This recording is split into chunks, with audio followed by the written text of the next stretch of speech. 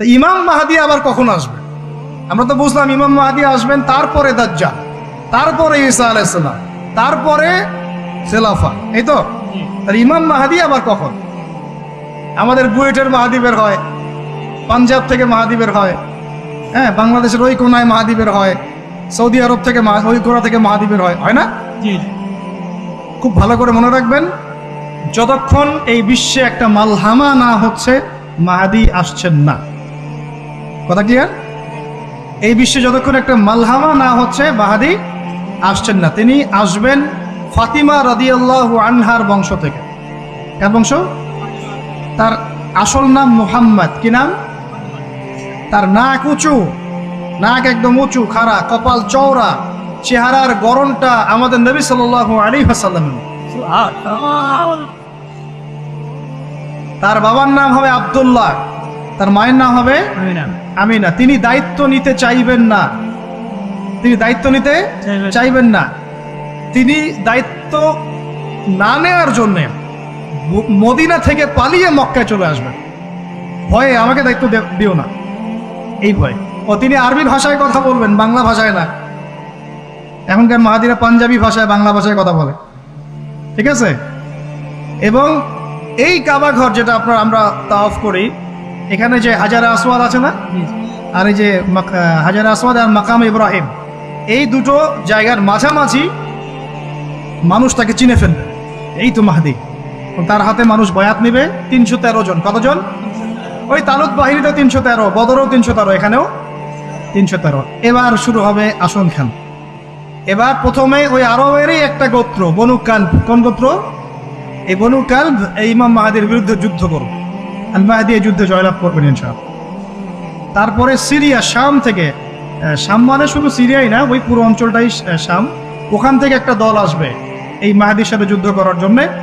আল্লাহ পাক তাদেরকে মক্কা মদিনার মাঝখানে বাইদা নামক জায়গায় ধসিয়ে দেবে। কোন জায়গা? বাইদা। এটাই সেই চিহ্ন যেটা প্রমাণ করবে যে এই ব্যক্তি মাহদি। কথা বুঝতে পারছি? এরপরে মুসলমানদের আর কোনো পতন নাই, আর পিছনে ফিরে তাকানোর কোনো সুযোগ নাই। মুসলমানরা আর মাথা নিচু করবে না ইনশাল্লাহ কোনোদিনের জন্য। তারপর চলতে থাকবে খালি ইসলামের বিজয় আর বিজয় আর বিজয় আর বিজয়। আল্লাহু আকবার। এভাবে চলবে। তবে মাহদি কখন আসবেন? আগে মালহামা, তারপর মাহদি। মালহামা কি তাহলে? এটা হচ্ছে একটা বিশাল যুদ্ধ। এটা কি? কেমন যুদ্ধ? নবীজি বলেছেন, এই রোমকরা, ইউরোপিয়ানরা তোমাদের সাথে অচিরেই চুক্তি ভঙ্গ করবে এবং 80টা পতাকা নিয়ে তোমাদের বিরুদ্ধে ওরা যুদ্ধ করবে। এই মালহামাটা হবে ইরাকের ফোরাত নদীর নিচেই হোক আর পাশেই হোক, আল্লাহ ভালো জানেন। ওখানে সোনার পাহাড়কে কেন্দ্র করে। কি কেন্দ্র করে? এই সোনা মানে সত্যিকারের সোনাও হতে পারে, অথবা তেলও হতে পারে, আল্লাহ ভালো জানেন। তেল তো এখন সোনার জায়গা দখল করেছে, করে নাই? এই বিশ্বে তো সোনা চলে না, কি চলে? তেল। তো এটাকে কেন্দ্র করে যুদ্ধ হবে।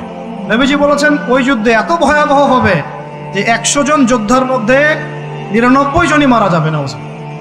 একটু মাথা খাটান যে এমন কোন যুদ্ধ কি হয়েছে পৃথিবীতে যেটাতে 100 জনের মধ্যে 99% মারা গেছে? তার মানে এটা হয়নি এখনো। আর একটা যুদ্ধে এত পার্সেন্ট মানুষ কিভাবে মরতে পারে? যদি সেটা ঢাল তলোয়ারের যুদ্ধ হবে, কি মরতে পারে? নিশ্চয়ই এমন কোন অস্ত্র সেখানে প্রয়োগ করা হবে যাতে একাধারে অনেক মানুষ তাড়াতাড়ি মারা।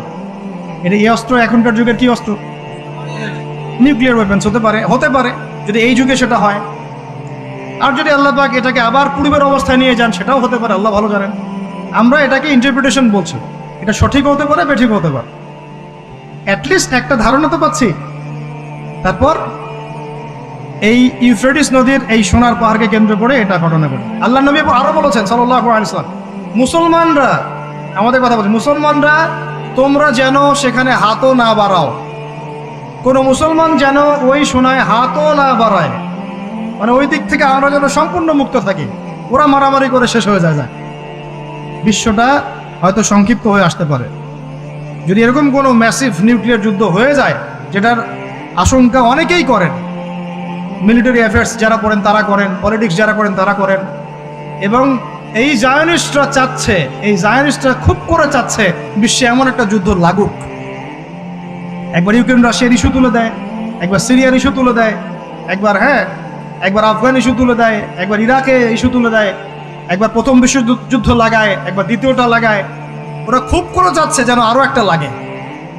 এবার যদি লাগে তাহলে এটা কনভেনশনাল যুদ্ধ হবে না, এটা দেখবেন একটা নিউক্লিয়ার যুদ্ধ হয়ে গেছে।